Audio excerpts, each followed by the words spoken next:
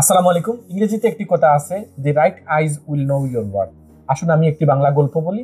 একজন পিতা তার ছেলেকে জীবনের মূল্য শেখানোর জন্য তার হাতে একটি দামি পাথর দিলেন এবং বললেন, তুমি এটা নিয়ে বাজারে যাও এবং বিভিন্ন ডিফারেন্ট ডিফারেন্ট দোকানে যাবে এবং তাদেরকে শুধু এটি বলবে যে তুমি এটি বিক্রি করতে চাও। তারা যে দাম বলবে তুমি শুধু দাম শুনে চলে আসবে, তুমি এটা বিক্রি করবে না। তো ছেলেটি প্রথমে একটি সবজির দোকানে গেল এবং গিয়ে এই মূল্যবান পাথরটি দেখালো, যেটি খুব চমকাচ্ছিল। তো সবজিওয়ালা এটা দেখে ভাবলো এটা কোন এক ধরনের পাথর হতে পারে যেটা চমকাচ্ছে। এটা বাড়িতে নিয়ে গেলে তার ছেলেমেয়েরা এটা নিয়ে খেলাধুলা করবে। সে বললো যে আমি তোমাকে 20 টাকা দিব। তো ছেলেটি পাথরটি নিয়ে তার বাবার কাছে চলে আসলো। তার বাবা বললো, যাও তুমি এখন এটি নিয়ে একটি স্বর্ণকারের দোকানে যাও।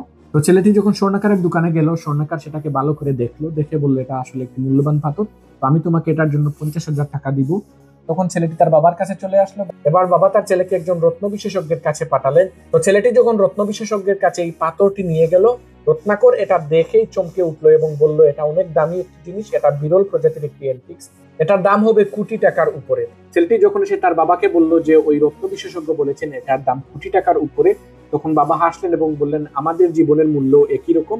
এটা ডিপেন্ড করে আমরা কোথায় যাচ্ছি এবং কার কাছে যাচ্ছি, কে আমাদের মূল্যায়ন করতেছে।